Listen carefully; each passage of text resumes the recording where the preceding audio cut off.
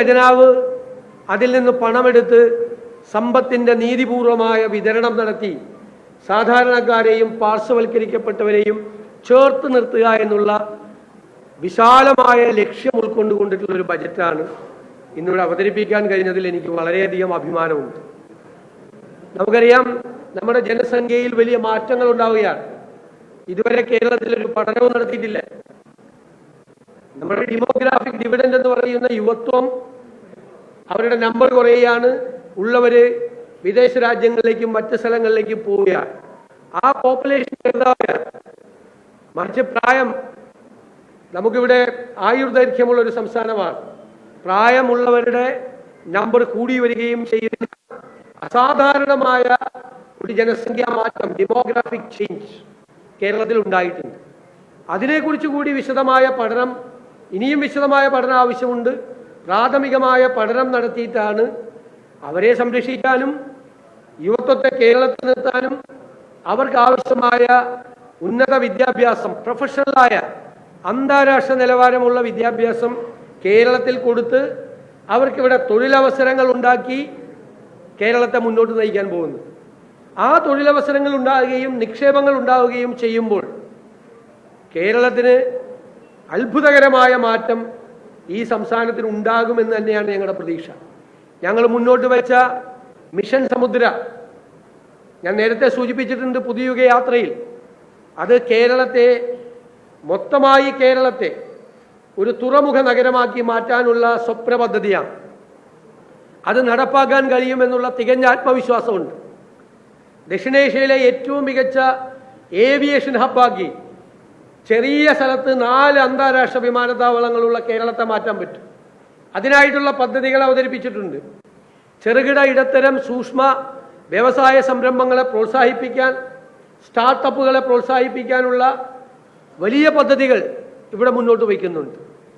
ഉന്നത വിദ്യാഭ്യാസ രംഗത്ത് വലിയ മാറ്റമുണ്ടാകുന്ന തരത്തിൽ ഗ്ലോബൽ ജോബ് വാച്ച് ടവറും അതിനോടനുബന്ധിച്ച് കരിക്കുലത്തിൽ ആവശ്യമായ മാറ്റം വരുത്തി ലോകം ആവശ്യപ്പെടുന്ന പുതിയ കാല കോഴ്സുകൾ തുടങ്ങാനുള്ള സംവിധാനമുണ്ട്. നോളജ് വാലി ഉണ്ട്, കേരള നോളജ് വാലി ഉണ്ട്. ലെഗസി സർവകലാശാലകളെ കൂടി കൊണ്ടുവന്ന് നമ്മുടെ കുട്ടികൾ പുറത്തേക്ക് പോകാതിരിക്കാനും പുറത്തു നിന്നുള്ള കുട്ടികൾ കേരളത്തിലേക്ക് പഠിക്കാൻ വരുന്നതിന് വേണ്ടിയിട്ടുള്ള വലിയ വിശാലമായ കാഴ്ചപ്പാടോട് കൂടിയ ഒരു ഹയർ എഡ്യൂക്കേഷൻ സ്കീമാണ്.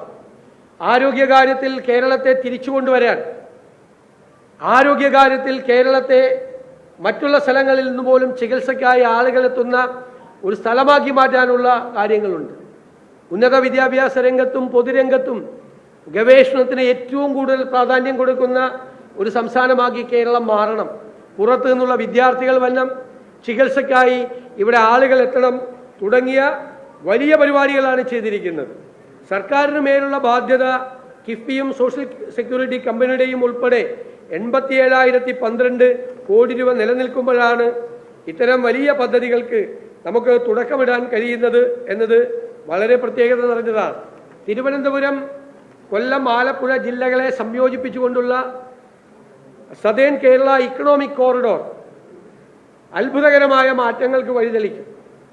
അത് സംസ്ഥാനത്തിൻ്റെ പൊതുവായ വികസനത്തിനും എംപ്ലോയ്മെന്റ് ജനറേഷനും അത് സാധ്യമാകും. അതുപോലെ ഇൻവെസ്റ്റ് കേരളം സെൽ, നമുക്ക് നിക്ഷേപകരെ പ്രോത്സാഹിപ്പിക്കാൻ വേണ്ടിയിട്ടുള്ള സംരംഭങ്ങൾ അത് നമുക്ക് കൊണ്ടുവരണം.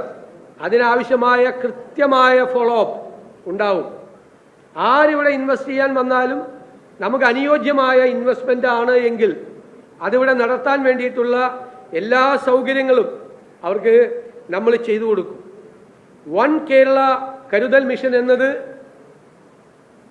അത് രോഗം കൊണ്ട് വിഷമിക്കുന്നവരെ, വിദ്യാഭ്യാസ ചെലവിനായി ബുദ്ധിമുട്ടുന്നവരെ, ഏറ്റവും പാവങ്ങളെ ചേർത്ത് നിർത്തുന്നതിന് വേണ്ടി നമ്മുടെ രാജ്യത്ത് ഒരിടത്തും ഇല്ലാത്ത ഈ സംസ്ഥാനത്ത് ആവിഷ്കരിക്കുന്ന ആദ്യത്തെ പദ്ധതിയാണ്.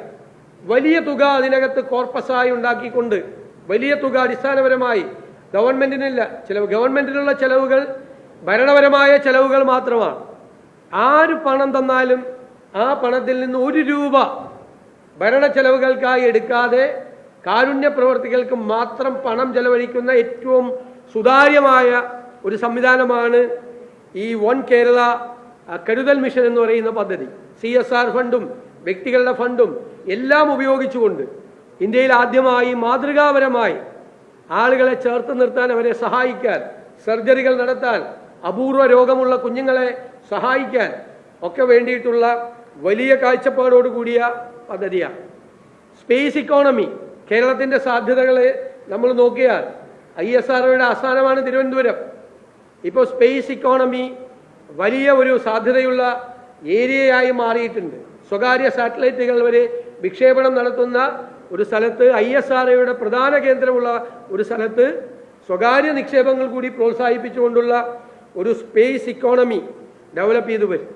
പട്ടികവർഗക്കാർക്ക് ആശ്വാസമാകുന്ന വയനാടിലെ ട്രൈബൽ യൂണിവേഴ്സിറ്റി അവരുടെ ഇൻഡിജിനസ് നോളജിൻ്റെ കൂടി പ്രാചീനമായ അറിവുകളെ കൂടി ആധുനികമായ അറിവുകളെ കൂടി ഇൻ്റഗ്രേറ്റ് ചെയ്തുകൊണ്ടുള്ള വലിയൊരു കൺസെപ്റ്റാണ്, വലിയൊരിതാണ് അതിനുവേണ്ടി ചെയ്തിരിക്കുന്നത്. ആരോഗ്യ മേഖലയിൽ അതിൻ്റെ ക്വാളിറ്റി നിലനിർത്തുന്നതിന് വേണ്ടിയിട്ടാണ് Kerala health and life science city സ്ഥാപിച്ച് വലിയൊരു മെഡിക്കൽ ഡെസ്റ്റിനേഷനാക്കി കേരളത്തെ മാറ്റാനുള്ള നടപടികൾ സ്വീകരിക്കുന്നത്. റിസർച്ച് പാർക്ക് IIT മദ്രാസ് മോഡലിലുള്ള ഒരു റിസർച്ച് പാർക്കാണ്. നേരത്തെ പറഞ്ഞതുപോലെ ഇന്ത്യയിൽ ആദ്യമായി സീനിയർ സിറ്റിസൺസിന് ഒരു വകുപ്പുണ്ടാക്കിയ സംസ്ഥാനമാണ് കേരളം. അത് ഒരു വെൽഫെയർ പ്രോജക്റ്റ് അല്ല, ക്ഷേമ പദ്ധതി അല്ല, അവരെ കൂടി നമ്മുടെ സമ്പദ് വ്യവസ്ഥയുടെ ഭാഗമാക്കാൻ, അവർക്ക് കൂടി ഒരുപാട് സംഭാവനകൾ ചെയ്യാൻ കഴിയുന്നവരെ ക്രിയേറ്റീവ് ആക്കാനുള്ള ഒരു പദ്ധതിയാണ്. സിൽവർ ഇക്കോണമിയാണ്. ആ സിൽവർ ഇക്കോണമി ഇന്ത്യ രാജ്യത്ത് ആദ്യമായി നടപ്പാക്കാൻ പോകുന്ന സംസ്ഥാനമാണ് കേരളം എന്നുള്ള പ്രത്യേകതയുണ്ട്. അതിൻ്റെ ഭാഗമായിട്ടാണ് പുതിയ അന്താരാഷ്ട്ര നിലവാരമുള്ള 6 മാസത്തേക്കുള്ള കെയർ ഗിവർ കോഴ്സുകൾ, അതിൻ്റെ സിലബസ് ഇൻ്റർനാഷണൽ സ്റ്റാൻഡേർഡ് ആയിരിക്കും. നഴ്സിംഗ് കോളേജുകൾ, മെഡിക്കൽ കോളേജുകൾ, പ്രൈവറ്റ് ആശുപത്രികൾ ഉൾപ്പെടെ, ഗവൺമെൻറ് ആശുപത്രികൾ ഉൾപ്പെടെ, മെഡിക്കൽ കോളേജുകൾ ഉൾപ്പെടെ ഈ 6 അന്താരാഷ്ട്ര നിലവാരമുള്ള 6 മാസത്തെ കെയർ ഗിവർ കോഴ്സ് നടപ്പാക്കിയാൽ പരിചരണത്തിന് ആളെ കിട്ടും, ഒരുപാട് തൊഴിൽ സാധ്യതകൾ നമുക്ക് വളർത്തി വരും. നമുക്കറിയാം, ഭൂമി ഒരു പ്രശ്നമാണ്. കേരളത്തിൽ വികസനത്തിന് വരുമ്പോൾ ഭൂമിയില്ല എന്നുള്ളതാണ്. തമിഴ്നാടും കർണാടകയും തെലങ്കാനയും ആന്ധ്രയും ആ പ്രശ്നം നേരിടുന്നില്ല. നമ്മൾ ആ പ്രശ്നം നേരിടുന്നുണ്ട്. പക്ഷെ നമുക്കൊരുപാട് ഭൂമിയുണ്ട്. ആ ഭൂമി എവിടെയാണ് കിടക്കുന്നത്, എങ്ങനെയാണ് കിടക്കുന്നത് എന്ന് ആർക്കും അറിയില്ല. സർക്കാരിന് ഭൂമിയുണ്ട്, പൊതുമേഖലാ സ്ഥാപനങ്ങൾക്ക് ഭൂമിയുണ്ട്, കേന്ദ്ര പൊതുമേഖലാ സ്ഥാപനങ്ങൾക്ക് ഭൂമിയുണ്ട്, പ്ലാന്റേഷൻ ലാൻഡ് ഉണ്ട്. അറിയപ്പെടാതെ ഒന്നും ചെയ്യാതെ കിടക്കുന്ന ഭൂമി ധാരാളമായിട്ട് കേരളത്തിലുണ്ട്. അതിൻ്റെ ഒരു ലാൻഡ് ബാങ്ക് രജിസ്റ്റർ ചെയ്ത് ഒരു ലാൻഡ് ബാങ്ക് മാനേജ്മെൻറ്റ് പോളിസി ഉണ്ടാക്കി, ലാൻഡ് മാനേജ്മെൻറ്റ് പോളിസി ഉണ്ടാക്കി നിക്ഷേപങ്ങൾക്ക്, കൃത്യമായ നിക്ഷേപങ്ങൾക്ക് ആ ഭൂമി കൊടുക്കാൻ വേണ്ടിയിട്ടുള്ള ഒരു വലിയ സംരംഭം ഉണ്ടാകും. അതുപോലെ റിന്യൂവബിൾ എനർജി, പുനരുപയോഗ ഊർജത്തിന് വേണ്ടിയിട്ടുള്ള വലിയ പദ്ധതിയാണ്. കോടിക്കണക്കിന് രൂപ നമുക്ക് ലഭ്യമാകുന്ന, ആയിരക്കണക്കിന് മെഗാവാട്ട് വൈദ്യുതി പുതിയതായി ഉൽപ്പാദിപ്പിക്കാൻ കഴിയുന്ന നിരവധി സാധ്യതകൾ, തൊഴിൽ സാധ്യതകൾ തുറക്കുന്ന ഒരു പുതിയ മേഖലയിലേക്ക് നമ്മൾ കാലെടുത്ത് വയ്ക്കുകയാണ്. സ്പെഷ്യൽ ഇൻവെസ്റ്റ്മെന്റ് സോണും ചില വ്യവസായങ്ങൾക്ക്, ചില സംരംഭങ്ങൾക്ക് അവർക്ക് പ്രത്യേകമായ സഹായം വേണം. അതിനാണ് സ്പെഷ്യൽ ഇൻവെസ്റ്റ്മെന്റ് സോൺ ഉണ്ടാക്കുന്നത്. ബ്രാൻഡ് കേരളം, കേരളത്തിൽ ഉണ്ടാക്കുന്ന പ്രോഡക്റ്റുകൾ ഇനി തിരിച്ചറിയണം. കേരള മാർക്ക് കൊടുക്കും, ബ്രാൻഡ് മെയ്ഡ് ഇൻ കേരള, അതിന് ഒരു സർട്ടിഫിക്കറ്റ് കൊടുക്കും. ആ സർട്ടിഫിക്കറ്റ് കൊടുത്ത് കേരള ബ്രാൻഡ് എന്ന് പറയുന്ന നമ്മുടെ ഇവിടെ ഉൽപ്പാദിപ്പിക്കുന്ന മുഴുവൻ സാധനങ്ങളും നല്ല രീതിയിൽ ക്വാളിറ്റിയുള്ള സാധനങ്ങൾക്ക് ആ ക്വാളിറ്റി പരിശോധിച്ച് സർട്ടിഫിക്കറ്റ് കൊടുത്ത് കേരളത്തിൽ ഉൽപ്പാദിപ്പിക്കുന്ന ഉൽപ്പന്നങ്ങൾക്ക് വലിയ മാർക്കറ്റ് ഉണ്ടാക്കാനുള്ളൊരു വലിയ സ്റ്റെപ്പാണ്. അത് യാഥാർത്ഥ്യമാകുമ്പോൾ കേരളത്തിലെ കാർഷിക ഉൽപ്പന്നങ്ങൾക്ക് വാല്യൂ ആഡഡ് പ്രോഡക്റ്റ് ഉണ്ടാവും, മൂല്യവർദ്ധിത ഉൽപ്പന്നങ്ങൾ കേരളത്തിൽ ഉണ്ടാവും നിരവധി കാര്യങ്ങൾക്ക്. അതുപോലെ ഈ പ്ലാനിൽ ഒരു കുറവ് വരുത്തിയപ്പോൾ അത് പട്ടികജാതിക്കാരെ, പട്ടികവർഗക്കാരെ, മത്സ്യത്തൊഴിലാളികളെ ബാധിക്കാതിരിക്കാനുള്ള പ്രത്യേകമായ നിലപാട് ഗവൺമെൻറ് സ്വീകരിച്ചു. മണ്ണെണ്ണ സബ്സിഡി 75 രൂപയാക്കി വർദ്ധിപ്പിച്ചു. തീരപ്രദേശത്തെ ജനങ്ങളെ, മലയോരത്തെ ജനങ്ങളെ, പാവപ്പെട്ടവരെല്ലാം അഡ്രസ്സ് ചെയ്യുന്ന ഒരു ബഡ്ജറ്റാണിത്. അതുപോലെ നഗരവികസനം, നഗരങ്ങളെ കേന്ദ്രീകരിച്ചുകൊണ്ടാണ് ഇപ്പോൾ ഒരു വലിയ മാറ്റം ലോകത്ത് എല്ലായിടത്തും ഉണ്ടാകുന്നത്. അതിനാണ് Kerala urban growth mission. Public transport ഉൾപ്പെടെയുള്ള കാര്യങ്ങൾ ചെയ്യാം. ടൂറിസം രംഗത്ത് ടൂറിസത്തിന് ഒരു ഇൻഡസ്ട്രി ആകാൻ ഒരുപാട് ആനുകൂല്യങ്ങൾ ടൂറിസം രംഗത്ത് പ്രവർത്തിക്കുന്നവർക്ക്, ഇൻവെസ്റ്റ് ചെയ്യുന്നവർക്ക് ഉണ്ടാവും. എല്ലാ ടൂറിസം സാധ്യതകളെയും പ്രയോജനപ്പെടുത്തും. പോർട്ട് സിറ്റിയിൽ നിന്ന് തന്നെ ഇന്ന് നമ്മുടെ ടൂറിസം രംഗത്തുള്ളതിൻ്റെ ഇരട്ടിയിലധികം സാധ്യതകൾ പോർട്ട് സിറ്റിയിൽ നിന്നുണ്ടാവും, ഏവിയേഷൻ ഹബിൽ നിന്നുണ്ടാവും. അതുകൂടാതെ medical tourism, cultural tourism, destination tourism തുടങ്ങിയ ഒരു ഇൻ്റഗ്രേഷൻ എല്ലാ ഭാഗങ്ങളുമായി ഉണ്ടാകും. സിനിമയുമായി ബന്ധപ്പെട്ട് സിനിമയെ ഒരു വ്യവസായമായി പ്രഖ്യാപിക്കാനുള്ള തീരുമാനം എടുത്തിട്ടുണ്ട്. അത് പ്രഖ്യാപിക്കും. JC Daniel international film city, ചിത്രനഗരം എന്നുള്ളത് ഇന്ത്യയിലെ തന്നെ ഏറ്റവും സവിശേഷതയാർന്ന ഒരു ഫിലിം ഹെഡ്ക്വാർട്ടേഴ്സാക്കി കേരളത്തെ മാറ്റുക എന്നുള്ളതാണ് ലക്ഷ്യം. കേരളത്തിൽ കൂടുതൽ ഷൂട്ടിങ്ങുകൾ നടക്കണം. അതിൻ്റെ ഷൂട്ടിങ്ങിന് മുമ്പും ഷൂട്ടിങ്ങിന് ശേഷവുമുള്ള അതിൻ്റെ പ്രവർത്തനങ്ങൾ, എഡിറ്റിംഗ് ഉൾപ്പെടെ, ക്യാമറ ഉൾപ്പെടെ ഉള്ള മുഴുവൻ കാര്യങ്ങളും, ഡബ്ബിംഗ് ഉൾപ്പെടെയുള്ള കാര്യങ്ങൾ നടത്താൻ വേണ്ടിയിട്ടുള്ള അത്യാധുനികമായ സംവിധാനങ്ങൾ ഉള്ള ഒരു വലിയ മോഡേൺ ഫിലിം സിറ്റിയായിരിക്കും ചിത്ര നഗരം. അതുപോലെ MT വാസുദേവൻ നായരുടെ സ്മരണയ്ക്കായുള്ള ഒരു കൾച്ചറൽ പാർക്ക്, ആ കൾച്ചറൽ പാർക്ക് വലിയ ഉദ്ദേശത്തോടു കൂടിയാണ് ചെയ്യുന്നത്. അത് കൾച്ചറൽ ടൂറിസത്തിൻ്റെ ഭാഗമായിട്ടൊരു ഡെസ്റ്റിനേഷൻ പോയിന്റ് ആവും.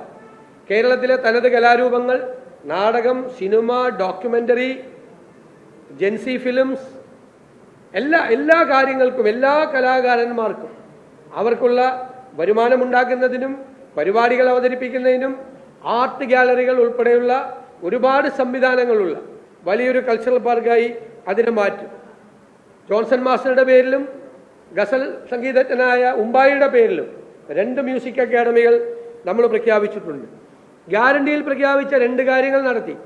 ഇനി മൂന്നാമത്തേത് ഉമ്മൻചാണ്ടി ആരോഗ്യ ഇൻഷുറൻസ് പദ്ധതി നടപ്പിലാക്കുന്നതിനുള്ള പ്രാരംഭ നടപടികൾ നമ്മൾ ആരംഭിച്ചു. കേരളത്തിൻ്റെ ഭക്ഷണത്തെ പ്രോത്സാഹിപ്പിക്കാനുള്ള പാചകകല ഇൻസ്റ്റിറ്റ്യൂട്ട് ഉണ്ട്. പ്രകൃതി ദുരന്തങ്ങളെ നേരിടാൻ, കാലാവസ്ഥാ വ്യതിയാനം ഉണ്ടാക്കുന്ന ദുരന്തങ്ങളെ അഭിമുഖീകരിക്കാൻ ഏറ്റവും ആധുനികവൽക്കരിച്ച എല്ലാ സംവിധാനങ്ങളോടും കൂടിയ പ്രഡിക്ഷൻ ഉൾപ്പെടെ എല്ലാ കാര്യങ്ങളും നടത്താൻ കഴിയുന്ന തരത്തിലുള്ള കേരള ഡിസാസ്റ്റർ റെസിലിയൻസ് സെൻറ്റർ, അതൊരു വലിയ സ്റ്റെപ്പാണ്. ഇന്ത്യയിലെ മറ്റ് സംസ്ഥാനങ്ങളൊന്നും ചെയ്യാത്തൊരു വലിയ സ്റ്റെപ്പാണ്. അതുപോലെ പ്രവാസികളുടെ റെമിറ്റൻസ് ഇക്കോണമി, അത് ഇൻവെസ്റ്റ്മെൻറ്റ് ഇക്കോണമിയാക്കി മാറ്റി അവരുടെ പങ്കാളിത്തം കേരളത്തിലെ വികസന കാര്യത്തിൽ PPP മോഡലുകളിൽ എല്ലാം പ്രവാസികളെ, അതിലെ പണക്കാരായിട്ടുള്ള ആളുകളെ മാത്രമല്ല ഇടത്തരക്കാരെ കൂടി വികസനത്തിൽ പങ്കാളികളാക്കും. അതിനു വേണ്ടിയിട്ടുള്ള പബ്ലിക് ഇഷ്യൂ ചെയ്യും, ഷെയർ ഉണ്ടാകും.